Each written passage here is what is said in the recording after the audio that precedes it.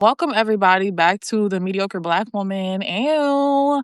I am here with Pedro. He is like one of our OG day one subscribers, and he writes really insightful pieces here on Substack as well. So Pedro, I'm gonna let you take it over and kind of like introduce yourself, and because you left a lot of things before you got to this point. So we're talking about shifts today, and you've made some major ones over the last like almost like year, and beyond, but like there's been some major transformations and transitions. So why don't you start by telling folks who Yeah, you are, what you left, and what you write about on Substack?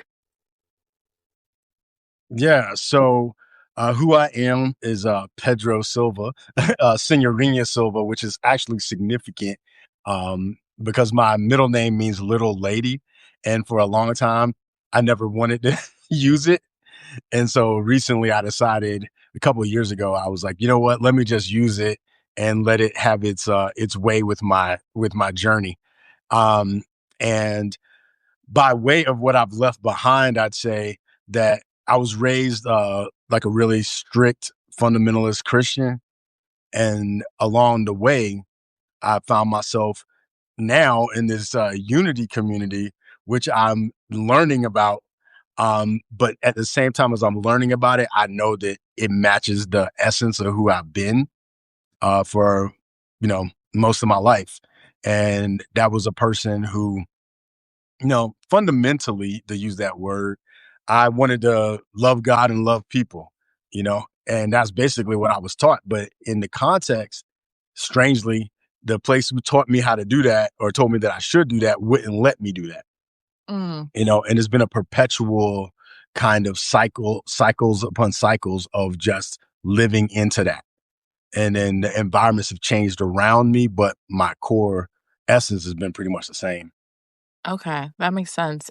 And we talked about a lot of things when we first had our like one-to-one convo. And you mentioned like I kind of want to, and we never got to talk about it, so I'm kind of like getting all I can get out of you right now. But you had mentioned the language of liberation that you were using and how kind of that contributed to your own liberation. But how did that play out when you tried to bring that kind of like knowledge and wisdom to the forefront? I mean, starting out, being raised in a black church, um, not too long after MLK left the stage, you know, um, I assumed that our with the desire for our liberation was just going to be inherent in how we lived our lives. It took me a long time to realize that a lot of especially growing up in the South, a lot of the ways we were taught had embedded white supremacy, embedded um, slave mentality, for lack of a better expression, and a lot of the institutional colonial constructs were embedded in our like pursuit of liberation. And so I think like for a lot of us, we didn't think we'd be free until we left this world. And so we invested our ideas of freedom in heaven or some other place. And our ideas of justice, we gave it like a really long time horizon instead of it being a present now reality. And I did not realize that's how we thought until the older I got and the more they tried to cram me in the box, the more I started realizing, like, are we like operating from like a slave brain or something? you know? And and it's sad to say that I found that we do. A lot of times we basically preach our own colonialization, we preach our own subjugation, we preach our own oppression, and it's couched in language that sounds liberative or liberating, but it's always in the unreachable future. Mm. And then the last thing I'll say about it is I think that like this $5 word that I learned in seminary is eschatology, or like the end things, the ending of things. And there's a lot of investment in like the rapture or end times or all these things. And I have come to realize, especially after September 23rd, when some people thought the rapture was coming again a couple months ago, I grew up hearing about the rapture all day long, all the time. That's all we talked about. And I, as an adult, realized that when you think your liberation comes after death, then of course you're going to invest in the afterlife because you don't really believe that you're either capable, worthy, or deserving of it now. And so there always was a pushback, and people would say stuff like, "Oh, like white people aren't going to let you do this," like different things that I used to hear when I was growing up, and Mhm. it was kind of heartbreaking because I was like, "Dang, we like." I think we're doing this to ourselves. And I have a friend who his last name is Silva too, but there's no relation. He wrote a book called I think it was called Racism Without Racists or something like Mm. that. Mhm. And it taught that because of this, the way the system's been set up and the construct is if you took all the races away from the planet right now, we would still exhibit the same behavior because it's so enculturated into our institutions. So the language of liberation feels like a threat to institutional constructs. I never thought about that. Investing in the afterlife. Oh my god. Yeah, and, like, when I get to heaven and, like, wow. And all these expressions and things that are in the Bible, not in the Bible, but that keep you, small in this Mm, lifetime too. mm, That's right. so I never even put that together. Wow. Wow. Okay. Yeah. So, I guess my question to you is then, like I said, as you started trying to bring that to the forefront, um, what do you feel like was the biggest challenge in the mentality? Like, meaning why cling so heavily to that ideology? Why do we do it? You're asking like in general? Like, I mean, I would ultimately say it's probably just like the fear of death, you Mhm. know, because it even says in the Bible that people sin, quote unquote, that sin comes from the fear of death. And so, like, if you kind of like extrapolate that a little bit, it's like death is the loss from which we can never recover. Like there's a lot of different losses that we can have in our lives. Like you can be in a relationship, I'm gonna get a new relationship, or I have money, I can get more money, or I can learn to live without money. But if you lose this thing, then it's like, wow, that's like the end of me. You know what I mean? And I think that the fear of that gives us like a kind of investment, like I said, an investment in the afterlife is Yeah. like an investment of my continual existence. And so we don't want to threaten the idea that we'll have a future better existence after this. Like we're so like kind of attached to this corporeal idea of who we are, and we want it to continue in perpetuity. And so we don't want to risk anything. Like I've had friends that have watched my journey and then said to me, like, man, I I actually hope you're right, but I'm not willing to risk my salvation on it. Oh, And they wow. and they've used that language. And then I'm like, well, if you wish I'm right, that means in your mind you already agree with me. Well, you think that just the idea of God that you worship is you can trick that idea of God? Because if you telling me you wish that I'm right, but you don't want to risk your salvation already risked according to that formula because you wishing I'm right. And if you like, so it's like what in the not thinking is that? You know what I mean? But that's how some people roll. They're so used to trying to kind of manipulate and manage perceptions that they even do it with God or whatever they think of God is. So, like, if I'm talking to you and I want you to think I'm cool and I don't open my mouth and say anything, I could be thinking all kinds of crazy stuff, but I could try to say things that impress you or whatever the case may be. And you may or may not be able to pick that up off of me because we got these, like, these bodies. But Mm. when you're trying to trick your own illusion of God, like that's a bunch of loops. You know what I mean? To be in my like, well, I actually agree with this guy, but I don't want to go to hell. So let me just act like I don't. And God won't know because God's too dumb to realize that it's like, what's the point? You might as well just go all in, you know? That's so true because then again, like, I think people forget about, like, the spiritual aspect and the religious aspect. You Yeah, can't just do the religious aspect and forget the spiritual part because, they go together for a reason, like, your yeah, heart and your actions gotta be in alignment in that yeah, concept, right? yeah. Okay, so I feel like this is a really good transition to something that you said behind the scenes, Mhm. before we got on here. So you had mentioned, right, that you in the time of your shifts, that most of the shifts that have happened in your life have been because they've happened to you because you were forced to. Very guilty of that too. Um, and this time it sounds like you have now made shifts that you're conscious of and you're not like delaying the Mhm. process. So, again, we're talking about heart and mind being in connection. And now, okay, you're consciously making the shifts. So, first, before we talk about the actual shift, how do you feel like that change in mindset has supported your development, your growth? I mean, I'm still learning from it. I actually had this epiphany this morning. It might be in anticipation of this conversation. Um, when I was younger, I kind of grew up in the hood, right?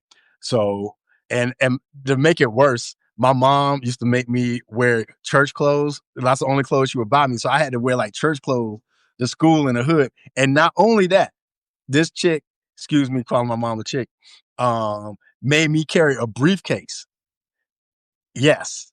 And a trench coat. She had me wearing like what's it called? A Burlington Coat Factory trench coat and a little beanie hat and a briefcase and dress clothes and in the hood I in know they was Norfolk, capping on you. They man. were capping on you. And I was like, Mama, please. And she was like, No, you're gonna be a gentleman. You're gonna be this, you're gonna be that. And I was like, if I survive, you know what I mean? And she had me and my brother looking like fools. It's a lot of stories about that. But but it was like I just grew up in that context. And one of my things was my family were like they were gangster when I talk about church, they were like church gangsters. So like if they thought you were going to hell, they would say it at the funeral. Like they'd just be like, well, you ain't gonna see Pookie because Pookie is in hell.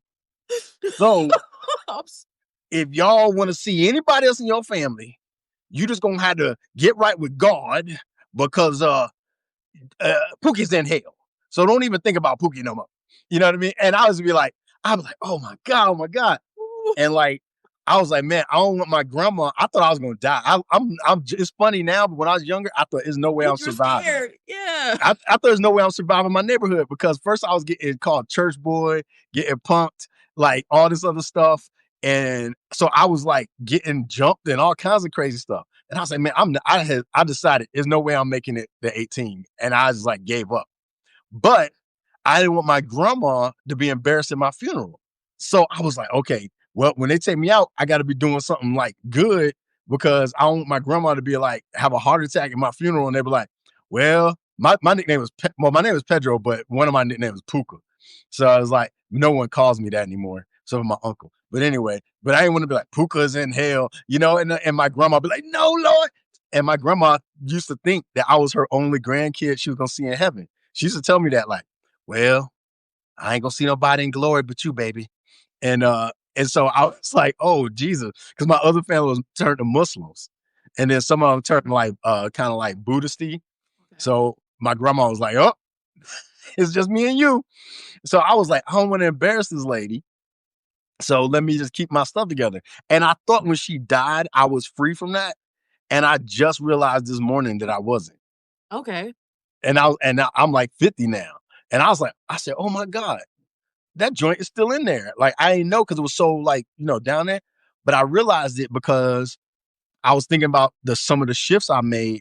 And part of the reason why it was so like I had to get snatched out of context was because my grandma still wanted me to be like, fundamentalist, like holiness type Christian.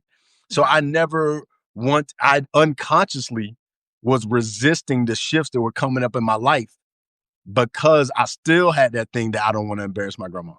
And Mm. even though she's dead, I didn't want I found out my cousin died a couple of days ago. And unconsciously, I was like, one more person I don't have to think about, which is messed up. but, but, but underneath it, it It's was one of my old school, old time religion family members Mhm. that I like, even though my grandma's gone, they still could have been like, oh, girl, that boy was he's not a fundamentalist Christian anymore, girl. And you know what I'm saying? So Yeah. I said, oh my God, this thing still got me. So I think that was what my resistance has been. Okay. And I'm imagining now that I'm aware of it, as of this morning, it may even accelerate some of my shifts by just going along with the shift. Cause I always see them coming. I'll just be like, no, please, no shift. I don't want to shift. And I'm doing some Donald Trump stuff. I don't want to shift. But I was that dude, I know he's been resisting many shifts. Oh yeah. And he's full of shift. Oh, But but at any rate, I just kind of yeah. So that's what that's what I realized this morning that I think like because even now that I'm in this like new unity space, which people would say like, oh, that dude's gone from Christianity at this point. I thought like if my grandma was alive, she might die. She's like, oh, Petro's a unity minister. She's like, oh, he's gone. I guess it's just gonna be me in heaven now, you know. So I think that's I realized this morning that's underneath it probably. So I'm okay. not some work to do. Yeah, well, I mean, I know these folks, like these, old time folks in your family are passing on. But how do you feel like you're gonna work through that? Because that seems like it's deep in there for you to have like resisted stuff that for your own path is really gonna help you. So, what do you feel like the first step is that you're gonna take? I mean, one of the things I've been really doing is like looking at nature and how everything else, nothing resists the laws of nature except for humans. You know what I mean? So I've been kind of looking at like even myself, and I'm like, well, maybe this is, even though it feels like I'm sometimes putting up resistance and then getting pulled into these, more expanded spaces, it's also like if I were a plant, like in nature, and I was just blossoming, blooming, whatever the case may be, my shell or whatever it's called, it would be hard. And then as I'm growing, it had to break open and expand and break open, expand and flower. And like, so maybe there's a natural element, Mhm. excuse me, of my flowering into my life that I just kind of have to accept that there's a natural way that nature is like naturally revealing me to me. And so I can like lean into it and relax into it because all this stuff happened whether I wanted it to or not. And many of the things that happened, it was precursors to that thing happening. Like even me being in Unity now for 2 weeks, like a person 15 years ago told me, Pedro, you more of a Unity person. And I said, I don't know anything about that.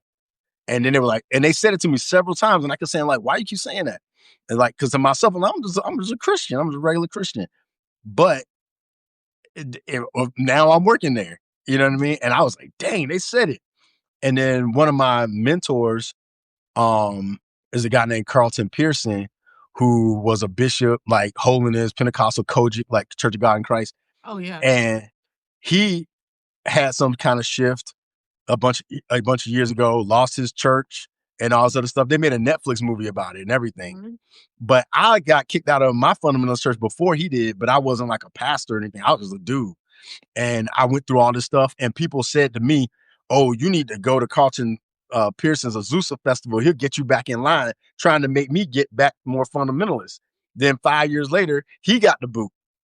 And then after he got the boot, when I was in seminary, I met him while I was in seminary, and then we stayed in each other's life until he died. But he went from like 0 to 100. Like he was like Pentecostal. Then it come to Sunday. The next Sunday, he's like the movie's called Come Sunday, by the way. He goes and opens up the next Sunday. I had a revelation from God. No one's going to hell. God loves everybody. And they're like, "What'd you say, fool?" And then he lost everything. And I had like a slow burn. You know what I mean? Like over a bunch of years. And even when I talked to him, I was like, dang, man, didn't you know that was going to happen? He was like, nah, man. I thought they were going to be happy. I was like, no. They love their hell, man. They're not going to give that up. Mm. And I wasn't internally, I was where he was, but I still had stuff on my journey that I had to walk through and, become a pastor in a regular church and go through different experiences and all this other stuff. And now I'm on the other side of my flowering. So it's like, I kind of have to accept that a lot of it is natural for some people. Like, Mhm. that's what I'm accepting it's like convenient because I'm choosing to stop resisting it and I'm starting to think it's natural at the same time. So it's like the net effect is kind of nullified, but I'm trying to just kind of go with the flow and just be like, all right, I don't know Jack. I'm getting out of my own life's business. Like my life is not my business and just being curious about it. You know, it's funny because I was talking to my therapist the other day, and she had asked me something, and I was like, "You know what? That's above my pay grade. We gonna have to talk to them because I don't know." Yeah, yeah, yeah. Yeah, I feel that. So, it's so funny because I have these conversations all the time too about, like, the devil, about hell, and, like, I had someone tell me, "I know you're going through a lot. Don't isolate yourself because that's where the devil can find you." And I was Hmm. like, "Well, why don't we say instead, God loves when people are connected and they're in Hmm. community." I'm like, what is this obsession with the devil and hell and all this stuff? So you're giving me a new perspective today on all of this. So it's really fascinating. Okay, now let's talk about your shift into unity. Like, how did Yeah. that come up? That is also just a thing that happened. Cause like a few years ago, after I quit being a pastor, the Unity community that I'm now serving, I started doing like teaching diversity training and stuff like that. So they hired the company I was working for to do their diversity training. Yeah. So I was there doing diversity training and we had like 7 sessions or whatever. And interestingly, I said, man, that lady who told me I belong in Unity, now I'm at a Unity church doing diversity training. I said, oh, maybe she tapped into that, not thinking I'm going to end up being a minister there. And then, that was in 2022. So it's been a 3-year Wow. trajectory. Hmm. But like during that time, my wife started going to that Unity church. I said, oh, I'm working there now. She's like, I passed it so many times. I'm going to go check it out. And so she started checking it out. And then I started working at another Christian church. And I was at this other Christian church for a while last year. And then I wanted to stay, but something wouldn't let me stay. So I didn't. And then this year, the Unity community, hey, Evelyn, the Unity community uh, asked me to speak on Father's Day. And so I said, all right, I'll speak on Father's Day. And then after that happened, honest to God, I felt something be like, the other Unity church in the town is going to ask you to speak, which they did. And I Hmm. said, boy, that's weird. Then I felt like, I think they're going to ask me to be a minister there. It went across my consciousness. And then the other Unity church asked me. Then the other one asked me. And then it like worked out that I'm at the one I'm at. And it's like nothing that I efforted to cause or anything like that. And then that's what really made me go, dude, I got to stay out of my life because I didn't put in any, even the Christian church I was serving out here in Boulder. I came to this town on vacation Hmm. and visited the church. And my wife told somebody I had gone to seminary and I used to be a minister because I had already decided I didn't want to be a pastor more than once. And then next thing you know, a couple weeks later, I get a Facebook friend request from the minister saying, hey, I don't know if you know, but two of our ministers left and we need somebody to come in short notice for 1-year contract and da da da. And my wife wanted to live here and we were living in Boston. And I said, oh, for 1 year, I guess I could do it. And then I never left. So, Wow. but I was on vacation. I wasn't even trying to look for. I never applied for a pastor job. The whole time I've been a pastor, I've only applied to the first church I worked for, and then Mhm. after that, I never applied to anything else. I just found myself in a situation that somebody asked me. Yeah. Hmm. So and no matter what I do to get out of it, it just keeps coming back in different forms. Well, they're telling you something then definitely. And I saw Evelyn said yeah, Unity. I went to Unity in when I was for summer in Sacramento. I used to go with my best friend's mom. We would go to Unity together. It was one of my favorite services actually. And my friend was her memorial was there too. Yeah, you Yeah, it's a mentioned that. beautiful, yeah, beautiful place. Um, wow, I love that. So yeah, you staying out of your life Yeah, and just accepting it. yeah. So what do you feel like you learned, like, in addition to like minding your own business, what do you feel like you learned as well in that resistance period when you were like kind of, fighting the things or, stuff? I think that a lot of times, uh, relationships that we have with people kind of shape our trajectory. Mhm. And a lot of the choices that I made and some of the choices I didn't make, a lot of it had something to do with maintaining a certain relationship. Like with my grandma, I just didn't want to embarrass my grandma. So that shaped a lot of what I did and how I showed up because like hurting her was more important than not hurting her was more important to me than whatever I might have thought I wanted to do. I was like, it's not worth it if it's gonna hurt my grandma's feelings, right? Even if my grandma was wrong, like I still just like I didn't want to hurt this lady's feelings because she was kind of like the only person that was like a little sweet to me and like nice to me because I grew up like my dad left when I was young. I was like the oldest in the house. We being poor and like going through all this stuff. I mean, it was like I have a lot of people that treated me like, oh, like she'd be like, oh, you grandma's baby, my little sugar foot baby, baby. And I have a lot of people doing that. So I was like, well, the one lady that does that, I'm not going to break her heart, you know? So I just kept myself in check for that sake. So I think that a lot of my resistance was relational, you Mm-hmm. know? And this might sound strange, but one of the things like when I went through some really painful things with some of the faith communities I've been a part of, and it tempted me to be done with the whole Jesus story too, because the way that it was used abusively, you know? Mm-hmm.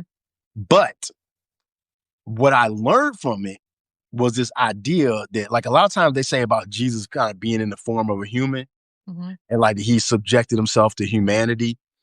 And I think that we all do that on different levels. And but it's always relational, right? So Yeah. like if Jesus, using him as an example, loved his mom, his friends, or whatever, and maybe he could have been like, I ain't got to deal with this, you know, and like float off or whatever, right? Mm-hmm. But he's just like, nah, I'm gonna go through this because this is where y'all are. And so I love y'all. So I'm gonna be where y'all are, even though being where y'all are is causing me discomfort and death. You know what I mean? And I think that there's something to that tension. There's something to that relational bond. And there's probably reasons why he used marriage as an analogy for a lot of his teachings. Is like sometimes you go through stuff with a person you're in a relationship with that you would not go through on your own or even with your children. So even though like my kids, like they talk to me about stuff I don't care about what they're talking about, but I listen. Like I listen, I go through it or whatever the case may be. And sometimes on the inside, I'm like, I don't care, but I don't tell them. I just like, I just sit there and go, oh yeah, that's cool, baby. You know, because I'm being there with them. That's where they are. You Yeah. know, so I think there's something benefit to a degree of holding that tension and not shifting without some people that you have deep relationship with. There's something to it. I think it can get toxic too, where you in like an abusive situation or something terrible, and then you trying to stay with something or somebody who cannot make that shift, but they're dragging you down, dragging them down, and everybody's suffering. There's got to be a time to say, like the Bible says, like kick the dust off your feet. Like there's a time for that. But I think that that's something that we have to just kind of like navigate, you know? So I feel like even though as an individual, I might have been holding myself back in some ways, I built relational bonds in that season of holding myself back. Mm-hmm. So it's like kind of balancing that out. That makes sense. I mean, you know, I feel like that's one of the biggest pain points for so many people is relationships. And, you know, I feel like one of the things that I've learned through relationships is how to be in a relationship, but also how to still like honor myself in the process, you know? Mm-hmm. Mm-hmm. Um, and that has been like, especially this year, it has been a really big test for me is like my relationships with folks and um how to honor that while still going through all the shifts and all the changes and, you know, keeping and maintaining your sanity and still focusing on yourself, right? And where to Yeah. draw the line at because yeah, that is the biggest challenge. But my sister said something before that I was like, She's like, you know, sometimes relationships are inconvenient. Yeah, Um, they are. yeah. Yeah. I mean, I haven't been in a relationship that hasn't been inconvenient Yeah. if you have an agenda. But there's this thing. One of the good things about my family, some of them being Muslim, is I learned some Islamic things through them. And there's this hadith, which is like the sayings of the Prophet Muhammad, peace be upon him. That says, um, marriage is 50% of religion. And Mm, so if you were in a marriage, you can practice your religion because treating people the way you want to be treated is contained in the marriage. Loving your enemy sometimes is in the marriage. Like all of these different things, you get to practice your religion in the marriage. So it's like that's the same, but that can be true for any relational framework if there's a commitment. So maybe like commitment is 50% of religion. I think so. Yeah, Yeah. because yeah, as someone who was married, I will say like that is one of the biggest personal development like Mhm. grounds is marriage for sure. Yeah. But yeah, relationship that you're committed to. Like, I had this, oh, see you later. Thank you for coming. Yep. Um, I had I've had friends where I've had to say, look, we're gonna be in this together. Like, I want to stay friends. Do you want Mhm. to stay friends? Okay, Mhm. then we're gonna work through this. It might be Right. uncomfortable, but we're gonna do it, you know? Right. Yeah. So, yeah. Okay, well, I'm excited for you and your transition and your shift and that you're not resisting it anymore. Yeah. We all aspire to some of that. I mean, I do stuff, but I grumble anyway at the same time while I'm doing it. I'm like, yeah, I'm gonna do this, but so maybe I could pray for a better attitude about Yeah. how I enter it. I'm like, y'all want me to do this right now? Okay. All Yeah. right. One thing I'll if we're winding up, I'll leave with this, just, or at least make sure I say this, is there's another teaching in the Bible that says it's like better to be single. If you because the reason why is because it said if you're single, you can kind of like follow God, but when you're in a relationship, you feel like you're concerned about your husband or your wife, right? Or Mhm. whatever the case may be. And there's a lot of teachings that also kind of go into that space. And I have discovered in between relationships when I have been single, I um I have been able to flow in and out of things, a lot more fluidly because I'm Yes. not thinking about how the other person might take what I'm, communicating. And a lot of times we take language for granted. I was a linguist professionally before, like a Mandarin linguist. And what I learned from that is that a lot of us make the assumption that the way we use language is the same way another person uses language. And we don't pause to say like, okay, what did you mean by that? Because if I would have said what you said, I would have meant that. I would have meant this. Is that what you meant when you said it? And then the person says yes or no, then you can like, so okay, well in the future, if I use that language, understand this is what I mean, and I'll try to understand what you mean. And that's like a beautiful thing if people could do it. But generally speaking, there's so much nuance in language. There's so much like contextual things, how you grew up. You know what I mean? So like all of those things, and we take it for granted. So when we do, it causes a lot of kind of hiccups and distress and all these other things, and we just don't pay attention to that. And like even things like hell, like that in the Bible, there's no such thing as the hell that they talk about in religion, because the thing that they were talking about was this place called the Valley of Hinnom, because in the Bible it's called Gehenna, and they translated it to hell. And they also take the word that mean grave. They also translate that to hell, but it was the Valley of Hinnom where there used to be a religion that sacrificed babies there, and then later it became the place where they burned trash. And that's so Jesus was using all these analogies. So he was like, doing this and this and this will be as if you in Gehenna, where there's wailing and gnashing of teeth because it's like stuff stinking and burning and like, you know. And then it got later translated hundreds and hundreds of years later from Dante's levels of hell, from Dante's Inferno, and that made people compare, like transpose those on top of each other, and then think, oh, this is where we're gonna go, and this is gonna be, and we just the equivalent would be watching a modern day movie and thinking it's real life when somebody tried to give you like a illustration or something, analogy, and Mhm. people start thinking it's a real thing, and that's hard for people to swallow because they don't want to think they're wrong. Because like one of the last conversations I had with my grandma before she died, she said, "Baby, I think somebody's telling your mom some crazy stuff. I don't know who it is." And she was worried about my mom. And I said, "Well, what did my mom say?" And then when she told me, I was like, "Oh, that was me." And my grandma was like, "Oh no, baby." And so she was like nervous about my soul. Mhm. And I said, "Well, grandma, what if you're not 100% correct on some things?" And she said, "Well, I refuse to believe I was teaching Sunday school wrong for 50 years." And then I said, "Well, if you refuse to believe it, but you're wrong, you're going to keep practicing something is wrong because your own ego, you refuse to believe it. You ain't even asking the question." And then she went back and looked at some stuff in the Bible that she had been teaching a long time. And she called me and said, "Oh my goodness, I might have said some stuff wrong. And she asked me a question that I don't know if she died with this question in her heart, but she said, "Do you think I'll see your aunt in heaven?" Because my aunt's a Muslim.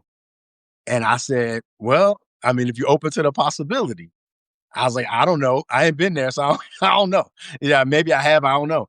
And then I said, "But maybe you're open to possibility." And my aunt told me she had this very interesting conversation with my grandma before she died.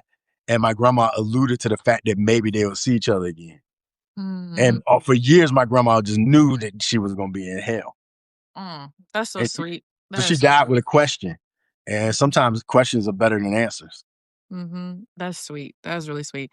I love Yeah, to see that though, because like, my grandma is at that stage where she'll, like she just is open, like, she calls and apologizes for things, or she'll, ask for a different perspective, and I'm like, that's "Okay." awesome.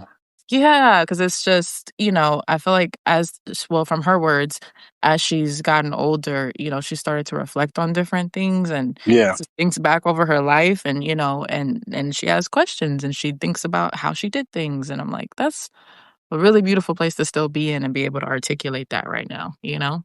yeah, yeah. Mine, she apologized, but before she left, she also apologized because I was born left-handed, and she forced me to be right-handed. Oh, And, okay. and she apologized for that. And I was like, "Grandma, that was so long ago." And she's like, I just should have let you be left-handed, baby." And I was like, "Okay." So wait, do you write with your left hand now too, or you just I can do both, but okay. my left hand is uglier and my right hand is ugly. But my left hand is uglier because I didn't do it for years. Yeah. I'm I can play ping pong with my left hand Okay. instead of my right hand. So it's weird. Oh wow. Yeah, that's so sweet. She's going over her life. She's like, "Why did I do that?"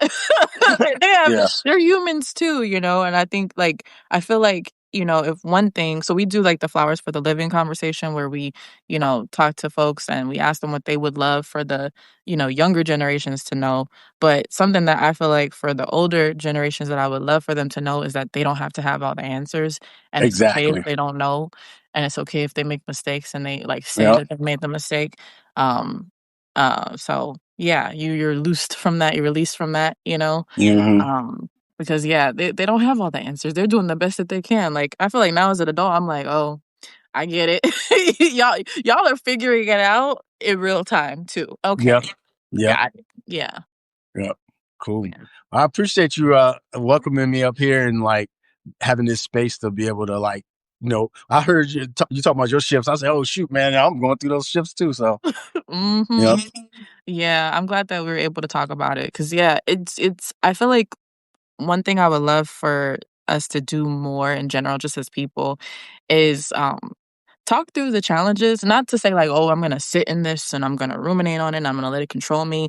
But I feel like sometimes when people get to hear what you've done during your shifts or what you've done during your like challenges or your threshold moments, it really helps to like kind of put into words some of what you're going through. Because sometimes I think we think that we're the only ones going through what we're going through, right, and it's not the case. So it's just really nice to sit with people and then you hear things and you're like, "Oh, I could adopt more of that," or, "Oh, yeah, I might need to mind my own business when it right, comes to my life," right. and let them handle it, but still, you still put in some effort here and there, but let them handle it, and when Mm, you move, that's it.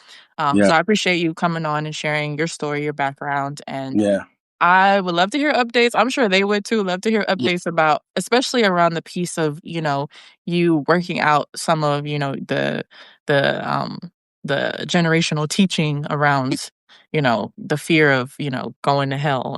And, right. so I would love to hear some updates on that as you continue to work through it. So thank you. Yeah, thank you. I appreciate it. Thanks, whoever joined up here. I appreciate y'all too.